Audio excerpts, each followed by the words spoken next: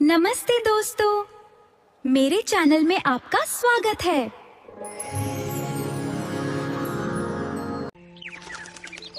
रोज सुबह मेहनत करने जाते हो और पसीना बहाकर लौट आते हो और धन के नाम पर फूटी कौड़ी भी नहीं लाते। अरे बकवास बंद करो राधा। एक तो सारा दिन खेत में हल चलाता हूँ, ऊपर से तुम्हारी बातें भी सुनूं। समझ में नहीं आता कि काम करूं या फिर तुम्हारे ताने सुनूं। मोहनलाल को क्रोध भरी नजरों से देखकर राधा अचानक निराश हो गई। अब तुम खुद ही बताओ मोहनलाल, कितना समय हो गया है हमें आर्थिक स्थिति से जूझते हुए। आखिर हम और किसानों की तरह हंसते हुए अच्छा जीवन कब व्यतीत करेंगे? अपनी पत्नी का निराश चेहरा देखकर मोहनलाल का क्रोध उतर गया और वह अपनी पत्नी राधा के पास आकर बोला, मैं क्या करूं राधा, मेरी किस्मत ही खराब है। जब जब मैं खेत में मेहनत करता हूं और सोचता हूं कि इस बार फसल अच्छी होगी, तब तब कुछ न कुछ ऐसा हो जाता है कि सारी फसल बर्बाद हो जाती है।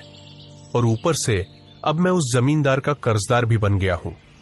पिछली बार जब फसल खराब हुई थी, तब मैंने उस जमींदार से बीज खरीदने के लिए धन लिया था, और अब इस बार भी मुझे अपनी फसल अच्छी होती नहीं दिख रही है।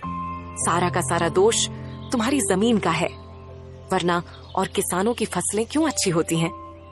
तुम्हारी ही फसल पर ही हमेशा कोई न कोई आफत क्यों आ जाती है? हाँ, कुछ भी हो, लेकिन मुझे विश्वास है कि एक न एक दिन समय जरूर बदलेगा। इतना बोलकर मोहनलाल अपने खेत में चला गया। खेत में मोहनलाल खड़ी धूप में मेहनत से हल चलाने लगा। तभी वहां जमींदार अपने साथी बलराम के साथ आ धमका, अपने खेत में हल चलाना बंद कर दे मोहनलाल। सबसे पहले मेरा वो धन चुकता कर जो तूने कुछ महीने पहले मुझसे कर्ज में लिया था। जनाब जमींदार साहब, आप यकीन रखिए, मैं आपका कर्ज बहुत जल्दी चुका दूंगा। हाँ, अब मैं तुम्हें और समय नहीं दे सकता। मुझे पूरा धन तुरंत चाहिए, वो भी ब्याज सहित। जमींदार साहब, आप भी तो देख रहे हैं कि मैं इस समय खेत में मेहनत कर रहा हूँ। कुछ दिनों की बात है, फसल आ जाएगी। मैं अपना कर्ज फसल बेचकर चुका दूंगा ना। ऐ मोहनलाल, ये तुम्हारा फसल उगाने का सपना सपना ही रहेगा, क्योंकि मैं काफी समय से देख रहा हूँ, जब भी तुम अपने खेत में फसल लगाते हो, कभी कीड़े लग जाते हैं, कभी आग लग जाती है, कभी बारिश की मार पड़ती है या कुछ और। सच्चाई ये है कि तुम्हारी किस्मत में किसान बनना ही नहीं है। इसलिए मेरा और जमींदार का समय बर्बाद मत करो। बलराम की बात सुनकर मोहनलाल के चेहरे पर क्रोध छा गया। बकवास बंद करो बलराम। अगर तुम जमींदार के नौकर हो तो नौकर बनकर रहो। मुझसे ज्यादा बातें लड़ाने की जरूरत नहीं है। मैंने तो सुना था कि तुम्हें गुस्सा बहुत जल्दी आ जाता है, पर अब मैं ऐसा काम करूंगा कि तुम्हें गुस्सा ही नहीं आएगा। आप कहना क्या चाहते हैं? याद है जब मैंने तुम्हें बीज खरीदने के लिए कर्ज के रूप में धन दिया था, तब तुमसे अंगूठा भी लगवाया था। हाँ, याद है। समझ लो, इस कागज पर मैंने तेरी जमीन अपने नाम करवा ली है। अब से इस खेत का मालिक मैं हूँ, समझा? यह सुनकर मोहनलाल गुस्से में आ गया। अरे यह तो पूरा अन्याय है। छोटे से कर्ज के रूप में तुम मेरा खेत नहीं छीन सकते।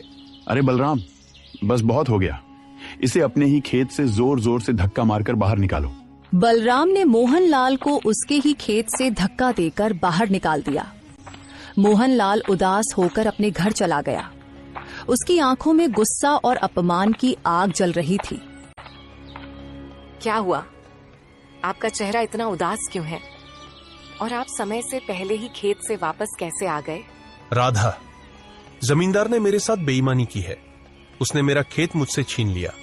कुछ महीने पहले मैंने बीज खरीदने के लिए उससे थोड़े से पैसे उधार लिए थे, और उसी समय उसने चालाकी से मुझसे अंगूठा लगवा लिया। अब वह कहता है कि खेत उसका है। तो क्या आप यूं ही चुप बैठेंगे? आपको सबसे पहले गांव के मुखिया से शिकायत करनी चाहिए।